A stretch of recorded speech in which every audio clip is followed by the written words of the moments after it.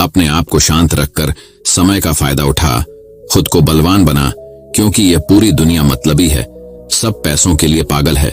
ऐसा गौतम बुद्ध ने कई सालों पहले अपने शिष्यों से क्यों कहा था? इसके पीछे का रहस्य क्या है? इसे हम आज के इस वीडियो में 4 मुद्दों से समझेंगे। तो चलिए उन मुद्दों की शुरुआत करते हैं। पहला मुद्दा, अपने विचारों से बनता है भविष्य। भगवान बुद्ध कहते हैं कि आज आप जो भी हैं वह आपके पिछले विचारों का परिणाम है। विचार ही वस्तु बन जाते हैं। इसका सीधा सा मतलब यह है कि हम जैसा सोचते हैं वैसा ही भविष्य का निर्माण करते हैं। यही बात धम्मपद, गीता, जिन सूत्र और योग सूत्र में कही गई है। इसे आज का विज्ञान आकर्षण का नियम कहता है। संसार को हम 5 इंद्रियों से ही जानते हैं और कोई दूसरा रास्ता नहीं। जो भी ग्रहण किया गया है उसका मन और मस्तिष्क पर गहरा प्रभाव पड़ता है। उस प्रभाव से ही चित्त निर्मित होता है और निरंतर परिवर्तित होने वाला होता है। इस चित्त को समझने से ही आपके जीवन का खेल आपको समझ में आने लगेगा। अधिकतर लोग अब इसे समझकर अच्छे स्थान, माहौल और लोगों के बीच रहने लगे हैं। वे अपनी सोच को बदलने के लिए ध्यान या पॉजिटिव मोटिवेशन की क्लासेस भी जाने लगे हैं। वैज्ञानिक कहते हैं कि मानव मस्तिष्क में 24 घंटे में लगभग 60,000 विचार आते हैं। उनमें से ज्यादातर नकारात्मक होते हैं। नकारात्मक विचारों का पलड़ा भारी है तो फिर भविष्य भी वैसा ही होगा, और यदि मिश्रित विचार हैं तो मिश्रित भविष्य होगा। अधिकतर लोग नकारात्मक फिल्में, सीरियल और गाने देखते रहते हैं। इससे उनका मन और मस्तिष्क वैसा ही निर्मित हो जाता है। वे गंदे या जासूसी उपन्यास पढ़कर भी वैसा ही सोचने लगते हैं। आजकल तो इंटरनेट है जहां हर तरह की नकारात्मक चीजें ढूंढी जा सकती हैं। न्यूज चैनल दिन भर नकारात्मक खबरें ही दिखाते रहते हैं, जिन्हें देखकर सामूहिक रूप से समाज का मन और मस्तिष्क खराब होता रहता है। तो चलिए जानते हैं दबाव में शांत रहने का रहस्य। जिस तरह से आप दबाव पर प्रतिक्रिया करते हैं वह आपके बारे में बहुत कुछ कहता है। क्या आप गर्म स्थिति में शांत रहते हैं या आप तनाव के पहले संकेत पर ही भड़क उठते हैं? ये पता चला है कि आपके व्यवहार के पीछे कुछ जटिल कारण हैं। यदि आप दबाव में शांत रहने के लिए संघर्ष कर रहे हैं तो ऐसे उपकरण हैं जिनका उपयोग आप इससे निपटने के लिए कर सकते हैं, जिनके कई फायदे हैं। खासकर जब परीक्षाएं नजदीक आ रही हो, तनाव के प्रति हमारी प्रतिक्रिया किस कारण से होती है? हमारे जीवन में तनाव का स्तर बढ़ और घट सकता है। आखिर परीक्षाएं इतनी तनावपूर्ण क्यों होती हैं? बुद्ध बताते हैं, परीक्षा से पहले लगभग हर कोई घबराहट महसूस करता है। परीक्षाएं कई कारणों से तनावपूर्ण हो सकती है, जैसे लोगों का खुद से बहुत अधिक उम्मीदें रखना, दूसरों से अपनी तुलना करना और परीक्षा पूरी करने और परिणाम प्राप्त करने के बीच अनिश्चितता की अवधि। लेकिन जितना संभव हो सके तनाव को प्रबंधित करना महत्वपूर्ण है, क्योंकि इसका परिणामों पर प्रभाव पड़ सकता है। जब हम तनावग्रस्त होते हैं तो हमारी स्पष्ट रूप से सोचने की क्षमता प्रभावित होती है और एकाग्रता और समस्या समाधान कौशल कमजोर हो जाते हैं। बुद्ध कहते हैं, हम कोर्टिसोल नामक एक तनाव हार्मोन भी छोड़ते हैं और बताते हैं कि ऊंचा कोर्टिसोल हमारी याददाश्त के साथ साथ हमारी प्रतिरक्षा प्रणाली में भी हस्तक्षेप करता है। वह पायलटों को उन लोगों के आदर्श उदाहरण के रूप में रेखांकित करती है जो तनावग्रस्त हुए बिना सतर्क रहने में सक्षम हैं। शांत रहने से वे सर्वोत्तम संभव तरीके से प्रतिक्रिया करने में सक्षम हो जाते हैं और दुविधा से निपटने के लिए चरण दर चरण प्रक्रिया से गुजरते हैं। इस तर्कसंगत दृष्टिकोण का मतलब है कि वे कर्मचारियों और यात्रियों से संवाद कर सकते हैं, उनकी पायलट सामग्री की समीक्षा कर सकते हैं और आवश्यक कदम उठा सकते हैं। बुद्ध कहते हैं कि अगर छात्रों को परीक्षा के दिन अपना सर्वश्रेष्ठ प्रदर्शन करना है तो उन्हें भी वही दृष्टिकोण अपनाने और बिना घबराए सतर्क रहने की जरूरत है। तनाव का स्तर बढ़ने पर शांत कैसे रहे? चलिए जानते हैं। कभी कभी तनाव अपरिहार्य होता है, लेकिन बुद्ध के अनुसार तनाव को प्रबंधित करने और कम करने की कुंजी संकेतों को जल्दी पहचानना है। कुछ संकेत ऐसे हो सकते हैं जिन्हें आप महसूस करते हैं, जैसे हृदय गति में वृद्धि, चिंताजनक विचारों में वृद्धि या चिंताजनक भावना। तनाव बढ़ने से पहले उसे कम करने के लिए बुद्ध की युक्तियों में शामिल हैं। पहली युक्ति, विश्राम या फिर संगीत सुने, स्नान करे या गहरी सांस लेने के कुछ व्यायाम करे। दूसरी युक्ति, व्यायाम, इससे एंडोर्फिन रिलीज होगा और मानसिक और शारीरिक दोनों लाभ होंगे। तीसरी युक्ति, मंत्र का उपयोग करना, अपने दिमाग में बार बार आराम करें या शांत जैसे शब्द कहे। चौथी युक्ति, सकारात्मक आत्मचर्चा, ऐसी बातें कहे जो चिंता कम करे, जैसे मैं यह कर सकता हूं या यह ठीक रहेगा। 5वीं युक्ति, स्वस्थ जीवन शैली बनाए रखें। अच्छा खाएं, भरपूर नींद लें और हाइड्रेटेड रहें। 6ठी युक्ति, सुखद घटनाएं। तनावपूर्ण समय के दौरान दोस्तों, परिवार और शौक के लिए समय निकालते रहें। समय प्रबंधन व्यवस्थित रहें और बहुत अधिक काम न लें। आप अकेले नहीं हैं। जब आप तनावग्रस्त या अभिभूत महसूस कर रहे हों तो यह जानना महत्वपूर्ण है कि प्रबंधन में आपकी सहायता के लिए बहुत सारे संसाधन हैं। हेडस्पेस के पास छात्रों के लिए कई प्रकार के सुझाव हैं और जिस परिवार के सदस्य या मित्र पर आप भरोसा करते हैं उसके साथ बातचीत करने की शक्ति को न भूलें। तो दोस्तों, चलिए बढ़ते हैं हमारे दूसरे मुद्दे की तरफ। तुम्हारा मन अशांत है, किनारे के पास की तेज लहरों की तरह। जितना अधिक हम मन के विरुद्ध लड़ते हैं, ध्यान और शांति उतनी ही कठिन होती जाती है। जब आप माइंडफुलनेस मेडिटेशन अभ्यास शुरू करते हैं तो आप उत्तेजित होते हैं, गतिशील होते हैं। आपके विचार लगातार इधर उधर घूमते रहते हैं। हो सकता है कि आप अपने जीवन में दर्द या आघात जैसी नकारात्मक चीजों के बारे में भी सोचना शुरू कर दें। अपने आप को जबरदस्ती चुप कराने की कोशिश में आप उन विकर्षणों और विचारों से लड़ने की कोशिश कर सकते हैं जो इसके चारों ओर घूम रहे हैं। अनुभव आपको डूबा हुआ और पराजित महसूस करा सकता है, क्योंकि मौन एक अप्राप्य लक्ष्य प्रतीत होता है। मौन ध्यान के लिए अपने मन को शांत करने का प्रयास तट के करीब लहरों से लड़ने की कोशिश करने जैसा हो सकता है। आपके दिमाग का स्वभाव विचार उत्पन्न करना है। सागर की तरह इसकी भी अपनी लय और प्रवाह है। इसका सम्मान किया जाना चाहिए, न कि डरना चाहिए या इसके खिलाफ लड़ना चाहिए। ध्यान में जब मन विचारों में ही उलझा रहे तो क्रोधित और निराश होना व्यर्थ है। ये बस अपना काम कर रहा है। उन विचारों से लड़ने की कोशिश करने से आपकी हताशा ही बढ़ेगी और संपूर्ण सचेतनता का अनुभव करने की आपकी क्षमता में बाधा आएगी। एक बार जब आप इसके खिलाफ लड़ना बंद कर देते हैं और इसे स्वाभाविक रूप से बहने देते हैं तो आप अराजकता और विकर्षणों से परे अपने आंतरिक आत्म की गहराई में पीछे हटना शुरू कर सकते हैं। इसकी सभी अवस्थाओं में मन की सराहना करना, प्राइमर्डियल साउंड मेडिटेशन जैसी मंत्र आधारित ध्यान तकनीक का अभ्यास करने में आप अपने मंत्र को सहजता और आसानी से दोहराते हैं। मंत्र एक उपकरण है जो मन पर कब्जा कर लेता है, जिससे आप ध्यान में गहराई तक जा सकते हैं। मंत्र संक्षेप में एक विचार है जो अन्य विचारों को प्रतिस्थापित करता है। जैसे जैसे आप अपना मंत्र दोहराएंगे, आपके मन में विचार आते रहेंगे, लेकिन अगर आप उन्हें घटने और बहने देते हैं तो समय बीतने के साथ साथ आप एक शांत मन का अनुभव करेंगे। मौन ध्यान आपको आंतरिक शांति और खुशी प्राप्त करने के लिए अपने व्यस्त मस्तिष्क से जागरूकता लाने में मदद करेगा। सांसों की धीमी गति और मन की शांति आपको अपने भीतर सभी सुंदर चीजों को देखने के लिए स्पष्टता लाती है, क्योंकि आप पूरे ब्रह्मांड की पूर्णता का प्रतिबिंब बन जाते हैं। हालांकि गतिविधि में भी उतनी ही सुंदरता है जितनी शांत पानी में है। यदि आप मन की अशांति में उसकी सराहना करना सीख सकते हैं तो आप उसकी शांति का अनुभव करने के लिए तैयार होंगे। समुद्र की उथल पुथल सुंदर सीपियों, चट्टानों और समुद्री जीवों का उपहार लेकर आती है। मन की गतिविधि जब गहराई से देखी जाती है तो आपके लिए रचनात्मकता और समाधान ला सकती है। यह सब इस बात पर निर्भर करता है कि आप कहाँ स्थित हैं।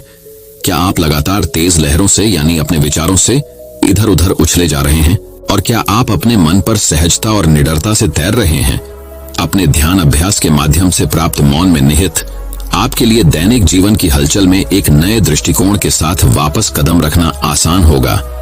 दूसरे शब्दों में, मन की मौन वापसी के माध्यम से आंतरिक शांति तक पहुंचना जीवन की खामियों को रोकने के बारे में नहीं है, बल्कि उन्हें एक नए दृष्टिकोण से गले लगाने के बारे में है। और आहत करने वाले शब्दों की बौछार के बजाय आप अपनी माँ की आलोचना को अस्पष्ट पैकेजिंग में प्रेमपूर्ण चिंता के रूप में देखना शुरू कर सकते हैं। जाने दो और अपने भीतर के एसओ पर भरोसा रखो। अक्सर नए ध्यानी निराश होकर मेरे पास आते हैं क्योंकि वे मन को नियंत्रित करने या विचारों को दूर धकेलने की कोशिश करते हैं। उन्हें ध्यान करने के लिए बैठना कठिन और चिंताजनक लगता है। वे प्रयास करते रहते हैं और महसूस करते हैं कि वे कभी भी उस शांति तक नहीं पहुंच पाते जिसकी उन्हें तलाश है। मुख्य बात यह है कि मन को वैसा ही रहने दिया जाए जैसा वह है। जो जैसा है उसे वैसे ही स्वीकार करो। इसके साथ दया और करुणा का व्यवहार करें। एक बार जब आप ऐसा कर लेते हैं तो हो सकता है कि आप खुद को खुश और यह जो करता है उस पर हंसते हुए पाएं। कभी कभी हम जो जानते हैं उससे आगे बढ़ने से डरते हैं। अज्ञान डरावना हो सकता है, अराजकता में भी, एक पैर जमीन पर रखते हुए भी हम सुरक्षित महसूस करते हैं। जाने दो और भरोसा करना सीखो कि मन से परे तुम्हारा आंतरिक आत्म तुम्हें वहां ले जाएगा जहां तुम्हें जाना है। इससे लड़ने के बजाय अपने आप को इसके द्वारा बह जाने दें और आप भी संपूर्ण ब्रह्मांड के प्रवाह और लय के साथ एक हो जाएंगे। अपने ध्यान अभ्यास में गहराई तक जाने और मौन ध्यान का पूरा लाभ उठाए। तो दोस्तों, अब चलिए बढ़ते हैं हमारे तीसरे मुद्दे की तरफ। किसी भी स्थिति में मन को शांत रखने का रहस्य। क्या आपको किसी एक चीज पर लंबे समय तक ध्यान केंद्रित करने में परेशानी होती है? शायद इस वीडियो के अंत तक पहुंचना भी एक संघर्ष होगा। आज की दुनिया ध्यान भटकाने वाली है, जिससे ध्यान केंद्रित करना और अपना सर्वश्रेष्ठ प्रदर्शन करना लगभग असंभव हो गया है। यह इस तथ्य से आसान नहीं है कि वे ध्यान भटकाने वाले फोन सूचनाओं के बारे में सोचें, इतने व्यसनी हैं। हालांकि हमेशा सक्रिय रहने की इच्छा से निपटने का एक तरीका है और यह आपको शांत दिमाग रखने और आपके समग्र स्वास्थ्य को बढ़ावा देने में मदद करेगा। मेडिटेशन शब्द लैटिन के मेडिटेटम से आया है, जिसका अर्थ है चिंतन करना। यह कई धार्मिक परंपराओं में हजारों वर्षों से प्रचलित है। माना जाता है कि आधुनिक पद्धति भारत में 5000 साल पुरानी है। माइंडफुलनेस मेडिटेशन एक प्रकार का ध्यान है जिसके लिए किसी धार्मिक या आध्यात्मिक विश्वास की आवश्यकता नहीं होती है। यह बस उस क्षण में पूरी तरह मौजूद रहने की क्षमता है। यह हमारे लिए हर पल उपलब्ध है और हमारी दुनिया अधिक विकर्षणों से भरी होने के बावजूद कार्यबल में ऐसे लोगों की बड़ी मांग है जो फोकस और ध्यान कौशल का प्रदर्शन कर सकते हैं। इसलिए यदि आप स्वयं को माइंडफुलनेस मेडिटेशन में निपुण बनने के लिए प्रशिक्षित कर सकते हैं, तो आप न केवल अपनी भलाई में सुधार करेंगे, बल्कि आप एक मांग वाले मनुष्य भी बनेंगे। माइंडफुलनेस मेडिटेशन के 4 फायदे। पहला फायदा, चिंता और तनाव कम हो जाएगा। आपके शरीर में उत्पादित कॉर्टिसोल यानी ये तनाव हार्मोन है, इसका स्तर कम हो जाएगा। यह तनावपूर्ण स्थितियों में हमारी लड़ो या भागो प्रतिक्रिया के लिए जिम्मेदार है, जो कि तब बहुत अच्छा था जब हम गुफाओं में रहने वाले लोग और महिलाएं थे, लेकिन आधुनिक कार्यालय में नहीं। दूसरा फायदा, बेहतर भावनात्मक दूरी। आपके पास निर्णय लेने और तर्क करने की बेहतर समझ होगी, जो आपको अपनी भावनाओं को रास्ते में आने देने के बजाय चीजों को वैसे ही देखने में मदद करेगी जैसी वे वास्तव में हैं। तीसरा फायदा, ध्यान अवधि में सुधार। न्यूरोप्लास्टिसिटी मस्तिष्क का मांसपेशियों के निर्माण वाला हिस्सा है। जो चीजें हम अक्सर करते हैं उनमें हम मजबूत हो जाते हैं और जो चीजें हम उपयोग नहीं करते वे फीकी पड़ जाती हैं। ध्यान केंद्रित करने की अपनी क्षमता का अभ्यास करने से आपको बेहतर प्रदर्शन करने में मदद मिलेगी। चौथा फायदा, बेहतर नींद। न केवल आपको जल्दी नींद आएगी, बल्कि आपकी नींद की गुणवत्ता में भी सुधार होगा। शुरुआत कैसे करें? एक शांत जगह ढूंढें, अपनी आंखें बंद करें और अपनी सांसों पर ध्यान केंद्रित करें। यदि आप देखते हैं कि आपका मन भटक रहा है, जो कि अक्सर भटकता रहता है, तो बस इसे अपनी सांसों पर ध्यान केंद्रित करने पर वापस लाए। 5 मिनट या 1 मिनट तक सांस लेने से शुरुआत करें। वास्तव में इससे कोई फर्क नहीं पड़ता कि आप अपनी सचेत अवस्था में कितना समय बिताते हैं, क्योंकि हर बार जब आप ऐसा करते हैं तो आप अपनी फोकस मांसपेशी विकसित कर रहे होंगे। अभ्यास को अपने लिए कारगर बनाएं। यदि आपको कोई शांत जगह नहीं मिल रही है, तो बस एक ऐसी जगह की तलाश करें जहां आप शांत रहें। यहां तक कि एक व्यस्त कैफे भी पर्याप्त होगा। अपनी सांसों पर ध्यान केंद्रित रखें और अगर आपका मन भटकता है तो चिंता न करें। जब आपका मन भटकता है तो उसे नोटिस करना और उसे अपनी सांसों तक वापस लाने में सक्षम होना ही कौशल है। 5वां फायदा, अपनी आदत को कायम रखना। लोग अपनी आदतें इसलिए तोड़ देते हैं क्योंकि वे पर्याप्त रूप से चिपचिपी नहीं होती। अपने क्यों कारण पर स्पष्ट होना आपकी आदत को बरकरार रखने में मदद करने का एक तरीका है। यदि आप ध्यान करने के कारण यह वीडियो देखते हैं, तो यह आदत बहुत लंबे समय तक नहीं रहेगी। आपका क्यों अंदर से आना चाहिए। उदाहरण के लिए, मैं ध्यान करता हूं क्योंकि मैं अपने स्वास्थ्य को महत्व देता हूं, और जब मैं ऐसा करता हूं तो मैं खुश महसूस करता हूं और दूसरों के साथ बेहतर जुड़ाव महसूस करता हूं। अपनी आदत को कायम रखने का दूसरा तरीका कुछ बाहरी जवाबदेही रखना है, और यहीं पर मध्यस्थता ऐप्स विशेष रूप से उपयोगी होते हैं। वे आपकी प्रगति को ट्रैक करने और आपकी सफलताओं को लॉग करने में आपकी सहायता करते हैं। वे आपके अभ्यास को कुछ संरचना प्रदान करते हुए निर्देशित मध्यस्थता भी प्रदान करते हैं। ये दोनों चीजें आपको कुछ शुरुआती गति प्रदान करेंगी, जो आदत बनाने के शुरुआती दिनों में महत्वपूर्ण है। निर्देशित ध्यान आपके मस्तिष्क को ध्यान केंद्रित करने के लिए प्रशिक्षित करने में मदद करता है। छठा फायदा, श्रृंखला मत तोड़ो। जीवन हमारे रास्ते में ऐसी बाधाएं ला सकता है जो सबसे चिपचिपी आदतों को भी तोड़ सकती हैं। जंजीर तोड़ने पर बुरा मत मानना। आप अतीत को नहीं बदल सकते, लेकिन आप भविष्य पर ध्यान केंद्रित कर सकते हैं। बस अपना अभ्यास फिर से शुरू करें। यह याद रखें कि हर बार जब आप अभ्यास करते हैं तो आप अपने जीवन के सभी क्षेत्रों में उस सचेत दृष्टिकोण को लागू करने के लिए अपने दिमाग को प्रशिक्षित कर रहे हैं। तो अब दोस्तों, चलिए बढ़ते हैं हमारे चौथे मुद्दे की तरफ। शांत और संयमित आत्मनियमन का रहस्य क्या है? स्वनियमन क्या है? स्वनियमन उर्फ भावना विनियमन इस बात से संबंधित है कि आप अपने विचारों और व्यवहारों को कैसे नियंत्रित करते हैं। इसे अपना आंतरिक अनुशासन समझे। स्वनियमन एक बड़े सॉफ्ट स्किल, भावनात्मक बुद्धिमत्ता या IQ का हिस्सा है। भावनात्मक बुद्धिमत्ता आपकी अपनी भावनाओं को समझने और प्रबंधित करने के साथ साथ अन्य लोगों की भावनाओं को पहचानने और प्रभावित करने की क्षमता है। स्वनियमन करने की क्षमता का मतलब है कि आप अपनी भावनाओं को नियंत्रित कर सकते हैं ताकि आप अनपेक्षित तरीकों से स्थितियों पर प्रतिक्रिया न करें। इसका मतलब यह पहचानना है कि आप यह चुन सकते हैं कि किसी चीज पर कैसे प्रतिक्रिया देनी है, चाहे आप कैसा भी महसूस करें। खेल के अंतिम सेकंड में एक बास्केटबॉल खिलाड़ी की कल्पना करें। आपकी टीम पीछे है और जीत का दारोमदार आप पर है। आप दबाव बढ़ता हुआ महसूस कर सकते हैं। आप अपनी भावनाओं को कैसे नियंत्रित करते हैं और शांत रहते हैं। यह प्रदर्शन करने और विजयी शॉट हासिल करने में सक्षम होने और असफल रहने के बीच का अंतर है। यहां महत्वपूर्ण बात यह है, स्वनियमन का मतलब यह नहीं है कि आपको अपनी भावनाओं के खिलाफ लड़ना चाहिए। यह जानने के बारे में है कि वे क्या हैं, आप उन्हें क्यों अनुभव कर रहे हैं और दबाव में उन्हें कैसे नियंत्रित किया जाए। आत्म जागरूकता आत्मनियमन की ओर ले जाती है। अपना आत्मनियमन बनाने के लिए आपको सबसे पहले अधिक आत्म जागरूक बनने पर ध्यान केंद्रित करने की आवश्यकता है। आत्म जागरूकता स्वयं के प्रति अपने बारे में ईमानदार होने के बारे में है। ये आपके करियर लक्ष्यों तक पहुंचने में मदद करने के लिए एक शक्तिशाली सॉफ्ट स्किल है। आत्म जागरूकता के साथ हम अपनी भावनाओं को बेहतर ढंग से प्रबंधित कर सकते हैं, सहकर्मियों के साथ मजबूत रिश्ते बना सकते हैं, बेहतर नेता बन सकते हैं और भी बहुत कुछ कर सकते हैं। जब आप अधिक आत्म जागरूक होते हैं तो आप स्वयं को बेहतर ढंग से समझ सकते हैं और आप चीजों को एक निश्चित तरीके से क्यों महसूस करते हैं, सोचते हैं और करते हैं।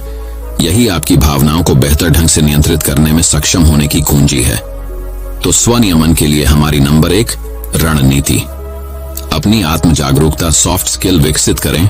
स्वनियमन के लिए 4 रणनीतियां आप जो महसूस करते हैं उसके अनुरूप रहें। आप कैसा महसूस कर रहे हैं इस पर ध्यान दें और अपनी भावनाओं के भौतिक संकेतों को जानें। जब आप निराश या क्रोधित महसूस करते हैं तो क्या आपके पेट में हलचल महसूस होती है? क्या आपको सीने में जकड़न महसूस होती है या आप अपना जबड़ा भींचने लगते हैं? यदि आप जानते हैं कि आप कब अपना आपा खोना शुरू कर रहे हैं तो आप शांत और तर्कसंगत बने रहने के उपाय करना शुरू कर सकते हैं। इस बात पर ध्यान दें कि आपको भूख लग रही है या थकान महसूस हो रही है। ये कारक आपकी भावनाओं को बढ़ा सकते हैं, लेकिन ये ऐसी चीजें हैं जिन्हें आप नियंत्रित कर सकते हैं। यदि आपने कभी जख्मची महसूस किया है तो आपको पता चल जाएगा कि अपने कार्य दिवस के दौरान स्वस्थ नाश्ते से खुद को ऊर्जावान बनाना कितना महत्वपूर्ण है। इसे वश में करने के लिए इसे नाम दें। इसे वश में करने के लिए नाम दें। शब्द गढ़ा, दूसरे शब्दों में आप जो महसूस कर रहे हैं उसका वर्णन करना, नाम देना मस्तिष्क के तर्क संगत पक्ष को किक स्टार्ट कर सकता है और आपकी भावनाओं को नियंत्रित कर सकता है। एक बार जब आप भावना का नाम बता दें तो उसका निरीक्षण करें और अपने मस्तिष्क को भावनाओं को संसाधित करने का समय दें। यह आपकी भावनाओं को आप पर हावी होने और आपकी प्रतिक्रिया तय करने से रोकने का एक आसान तरीका है।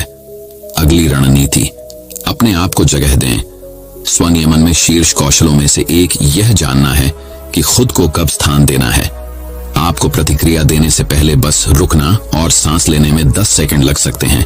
गहरी सांस लेना तनाव दूर करने का सबसे आसान और प्रभावी तरीकों में से एक है। शोध से पता चलता है कि गहरी सांस लेने और अन्य सांस लेने की तकनीकें तनाव के क्षणों में हमें शांत करने में मदद करती हैं। एक अन्य अध्ययन से पता चलता है कि गहरी सांस लेने के व्यायाम हमें अपना ध्यान केंद्रित करने में सुधार करने में मदद कर सकते हैं, ताकि हम अपनी प्रतिक्रियाओं पर अधिक ध्यान दे सकें। स्वयं को स्थान देने का अर्थ स्वयं को स्थिति से पूरी तरह दूर करना हो सकता है। जब तक आप शांत न हो जाएं और स्पष्ट दृष्टिकोण प्राप्त न कर लें, तब तक टहलने जाएं या कुछ अलग करें। अगली रणनीति सचेतनता का अभ्यास करें। माइंडफुलनेस वर्तमान क्षण में ध्यान देने और अपनी इंद्रियों का उपयोग करके गैर निर्णयात्मक तरीकों से आपके अंदर और आसपास क्या हो रहा है, इस पर ध्यान देने का अभ्यास है। यदि आप सचेतनता के कौशल में महारत हासिल कर सकते हैं, तो आप शांत रह सकते हैं और भावनात्मक स्थितियों में नकारात्मक विचार पैटर्न में शामिल होने से बच सकते हैं। शुरुआत में यह मुश्किल लग सकता है, लेकिन इसे जारी रखें। वैज्ञानिक रूप से भी यह सिद्ध हो चुका है कि नियमित अभ्यास के केवल 8 सप्ताह के बाद ध्यान तनाव से राहत दिलाने में मदद करता है। आपको यह मिल गया है। याद रखें, जब आपकी भावनाओं की बात आती है तो आप चालक हैं। अपनी आत्म जागरूकता सॉफ्ट स्किल विकसित करें और स्थितियों और लोगों के प्रति अपनी भावनाओं और प्रतिक्रियाओं को विनियमित करने, विघटनकारी भावनाओं और आवेगों को नियंत्रण में रखने और कार्य करने से पहले सोचने के लिए विभिन्न तरीकों का अभ्यास करना शुरू करें। आपको जल्द ही पता चल जाएगा कि आपके लिए क्या काम करता है और आप आवश्यकता पड़ने पर शांत और एकत्रित रहने में सक्षम होंगे। दोस्तों, मैं उम्मीद करता हूं कि इस वीडियो को सुनने से आपके जीवन में अच्छे बदलाव आए होंगे। आपको इस वीडियो से क्या सीखने मिला, ये कमेंट करके जरूर बताइए और अपने परिवार, दोस्तों या आपके करीबी इंसान के साथ ये कहानी शेयर करके उन्हें भी इस ज्ञान से परिचित करवाइए। बाकी अगर आपको ये वीडियो दिल से अच्छी लगी हो, तभी इस वीडियो को लाइक कर देना और आपने अब तक इस चैनल को सब्सक्राइब न किया हो तो चैनल को सब्सक्राइब भी जरूर कर देना। आपका हर दिन शुभ हो और खुशियों से आपका जीवन भरा रहे। धन्यवाद। नमो बुद्धाय।